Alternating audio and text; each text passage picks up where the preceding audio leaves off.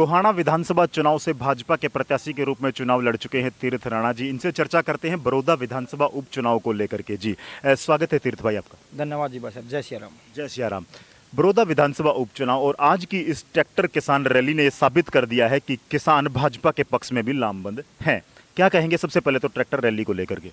देखो, जिस तरह से मेरे को पता चला कि भाई हमारे प्रदेश के अध्यक्ष जी और किसान कृषि मंत्री हमारे यहाँ आ रहे हैं, तो हमने भी प्रयास किया भाई हम अपने किसान भाइयों को साथ लेके आएँ और भाई हम मोदी जी का धन्यवाद करें जिस तरह के ये नियम बिल पास किए हैं।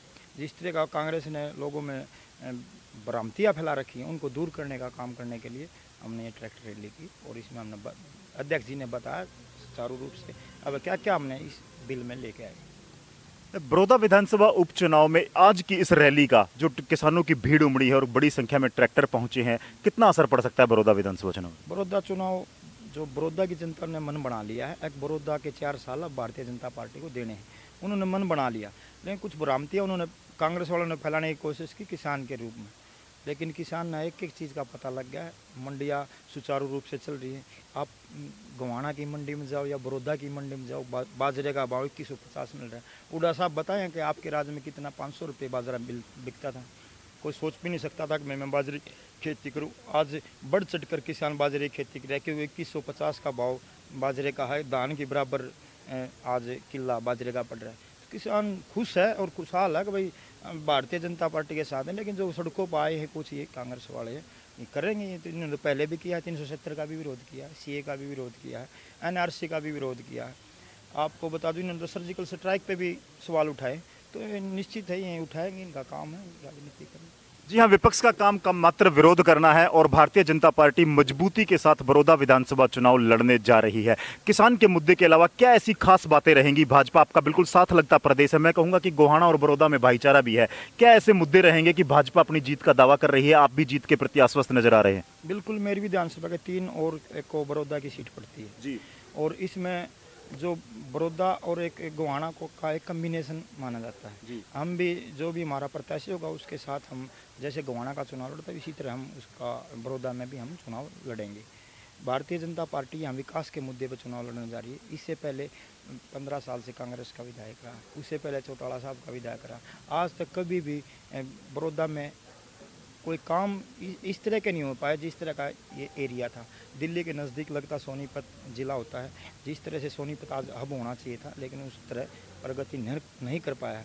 हुड्डा ने कह तो दिया भाई तो इसके लिए सोनीपत किसको आप दोषी मानते हैं? हुड्डा साहब ने ये कह दिया भाई रोहतक और सोनीपत मेरी 2 आँखें हैं, लेकिन एक आँख खुली रख ली उन्होंने, एक अपनी बंद कर ली। रोहतक को खुला रखा और सोनीपत को बंद करने का काम किया।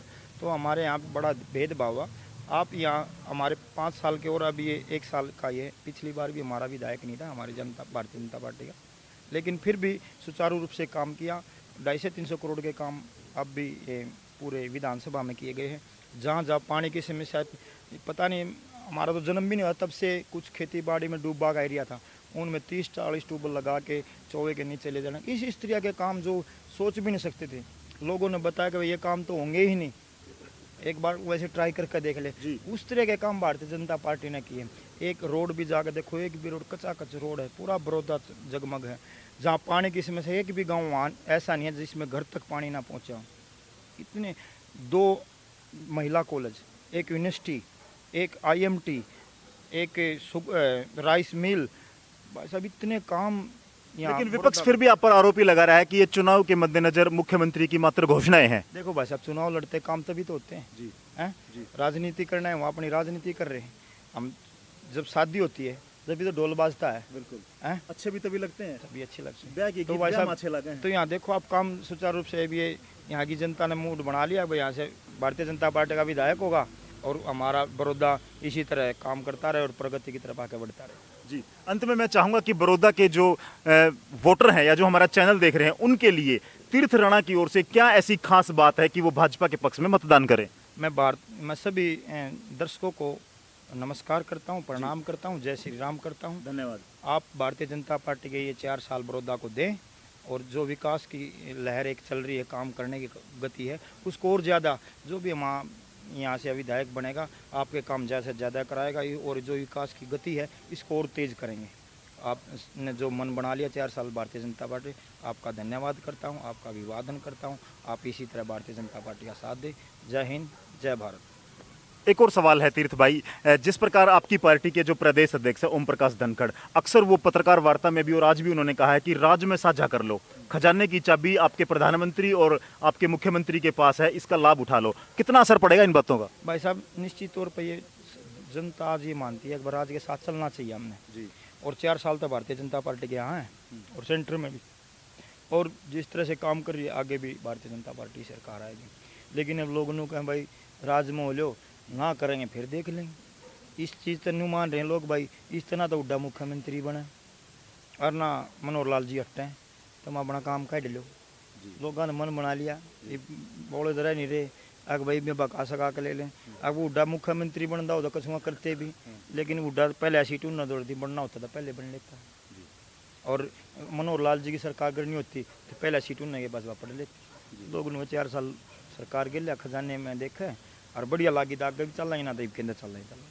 जी हाँ, एक मुख्य बात जो उभर करके आ रही है वो है बड़ौदा विधानसभा क्षेत्र वासियों का जो मन है बकौल तीर्थ राणा जी कि राज्य में साझा कर लो। 4 साल सरकार के बचे हुए हैं और इन 4 सालों में जो रुके हुए विकास कार्य हैं उनको पूरा कराया जा सकता है। मुख्यमंत्री भी यहाँ घोषणाएं कर चुके हैं विभिन्न कॉलेजों की, जैसा कि तीर्थ राणा जी ने भी बताया है कि कॉलेज और IMT के साथ साथ विभिन्न जो विकास परियोजनाएं हैं, यूनिवर्सिटी की भी घोषणाएं हैं।